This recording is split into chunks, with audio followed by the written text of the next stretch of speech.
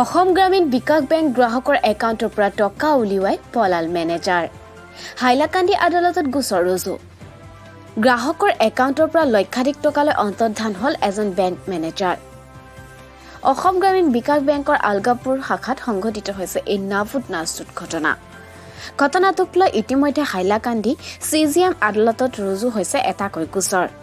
আলগাপুৰ বৰনগৰ গাঁৱৰ মমতাজ বেগম লস্কৰ নামৰ এগৰাকী মহিলাৰ অভিযোগ।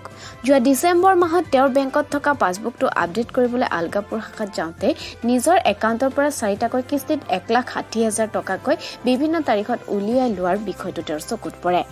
তেতিয়াহে তেওঁ মেনেজাৰৰ পৰা জানিব বিচাৰে কোনে কেনেকৈ উলিয়াই লৈ গ'ল একাউণ্টৰ পৰা ইমানবোৰ টকা। তেতিয়া বেংক মেনেজাৰৰ দিব পৰা নাছিল একো উত্তৰ।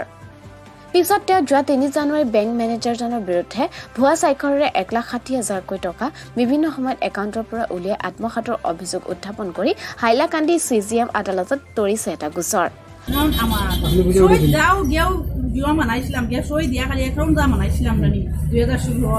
আর আমি তো গেছি না খাম লাগলো তো ফাইন তো খাম সপ্তাহ করো না আমার তোর যাবও লাগে না আমি বুঝতাম তো তুই একবার থেকে যেতেও পারি না বাড়িলে কোনো দিও না কোনো সার্ভিস তো করি না আমার তো দেওয়ার কোনো প্রশ্ন হয় না জাস্ট খালি টাইম পয়সা গুলি কইছুন আর তোর বাদেও তোর সাবাস চেক ফ্যাসিলিটি বানাইলে সাবাসিটার তোর কোনো দিও নাই তো এটা সাবাসিটা করা হয়েছে না ও জিওত গিয়া ও মাসে গিয়া সাবা টাইম গিয়া আপডেট করার লাগে ডিসেম্বর মাসে গিয়া ফাইন কই না আমার ইয়া টাইম তোমরা পুলিশ লাইন নিলা কোনো জিও করলে আমি তো তুই জানি না এটা তুমি তোমার পর্দা তুমি সপ্তাহ জানলে আমি তো জানি কারণ আপনি বলতেছেন এই টাকাগুলো আমি উঠাইছি না এটা কোনোদিন তো সব এটা কোনো জিও হয় না প্রশ্ন হয় না উঠাইবা।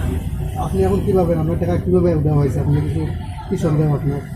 এখন তো যে নামে আমার নাম পুরা ব্যাংকের ম্যানেজার এটা কাম করছে মমতাজ বেগম আমার পুরা নাম ক্লিয়ারলি মমতাও তারা তাজ টু দিয়া এটা করিয়া বলা মিস মমতাজ এক্সট্রা লাগাইয়া ও তারা কম্পিউটার লোড করিয়া এটা তারা আলগাপুর গ্রামীণ ব্যাংক একটা অ্যাকাউন্ট আমার শ্রীনামে আছে। কি নামে অ্যাকাউন্ট? মমতাজ বেগম লস্কর। এই অ্যাকাউন্ট 1,63,900 টাকা আছে। গত বছর ডিসেম্বর মাসে 27 তারিখ বইটা আপ টু ডেট করার গিয়া দেখা যায় মানে পয়সাটা না উদা হয়ে গেছে জাল সই দিয়ে। এরপরে আমি ব্যাংক ম্যানেজার লোকে গিয়ে যোগাযোগ করলাম। যোগাযোগ করার পরে ব্যাংক ম্যানেজারে কইলা এই পয়সাটা তোমার সিরিয়াল তুলিয়ে লেগে গেছে। আমি বললাম কীরকম নিলা স্যার? ও যখন আমি বইটা আপ টু ডেট করলাম, আপ টু ডেট করিয়া আনলে দেখলাম 3900 টাকা আছে আর 1,60,000 টাকা উদা হইয়া গেছে। আরো কিছু মানুষ লইয়া আমি গেলাম গিয়ালে ব্যাংকের ম্যানেজার দিয়ে কইলাম বলে আমার পয়সাটা তো বর্তমানে নাই। ওই দেখুন আমার ব্যাংকের পাসবুকের পয়সাটা মানে 2000 কোন তারিখে পয়সা হচ্ছে? উজ্জ্বল ফরমে ক্যাশ ফ্যাসিলিটি আমার পরিবারের লওয়া। উজ্জ্বল ফরমে উঠিছে 20/3/2018 ইংরেজিতে 20,000 টাকা। আবার চেক ফ্যাসিলিটি আমার পরিবারের এটা পুরো কমপ্লিট হইয়া গেছে। তাহা সত্ত্বেও দেখা যায় জালিয়াতি সই দিয়া আবার একটা চেক ফ্যাসিলিটি ম্যানেজার অন্য কাউকে দিয়া দিছে। দেখা যায় তবে এই দিয়ে তো বাদে কইবা জানিয়ে কোন ডেটে 2018 ইংরেজি উজ্জ্বল ফরমে 20,000 টাকা উঠেছে।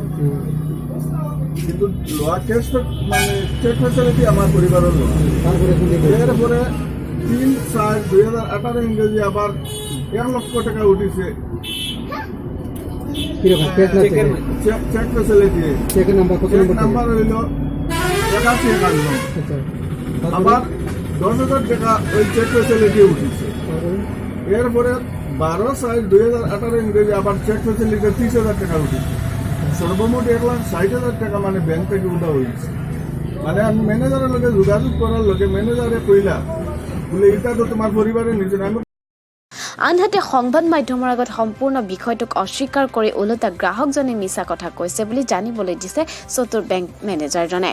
100% সিনিয়রিটি অনেস্টি মেনটেন করে আমরা ব্যাংকিং করতেছি এবং আমরা সিস্টেমের মাধ্যমে আমরা টাকা দিতেছি।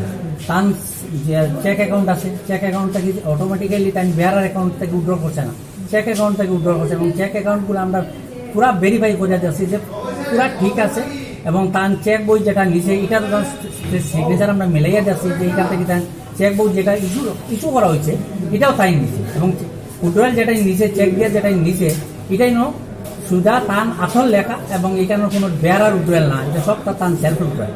সুতরাং আমরা এটা হইতাম চাই যে আপনার কাছে যে আমরা ব্যাংকের তরফ থেকে আমরা কোনো লুপুলস নাই, কোনো ভুল কিচ্ছু নাই, যা করা হয়েছে সিস্টেমে করা হয়েছে। আমার কেশিয়ারে এন্ট্রি করছে, কেশিয়ারে এন্ট্রি করা আবার আমার কাছে আইছে, আমার কাছে এখান থেকে আমি পাস করে দিয়েছি, পাস করার পরে কেশিয়ারে আবার মানুষকে গিয়া পেমেন্ট করছে। সুতরাং এখানে আমরা কোনো কিছু নাই এবং এখানে আমি 5 বছর আগে চাকরি করিয়া পুরা সিনসিয়ারলি এবং অনেস্টলি আমি চাকরি করিয়েছি এবং মানুষের কোনো অভিযোগ আজ পর্যন্ত আমি পাইছি না।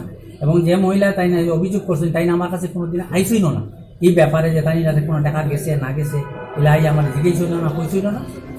এতিয়া প্ৰশ্ন হ'ল, এয়াই নেকি আমাৰ অসমৰ গ্ৰামীণ বেংকসমূহৰ বাস্তৱ চিত্ৰ? এনেহ'লে কেনেকৈ বেংকসমূহক বিশ্বাসত ল'ব গাঁৱৰ সহজ সৰল সাধাৰণ ৰাইজে? এই ঘটনাটোক লৈ এতিয়া সমগ্ৰ আলগাপুৰত চাঞ্চল্যৰ সৃষ্টি হৈছে বুলি জানিব পৰা গৈছে।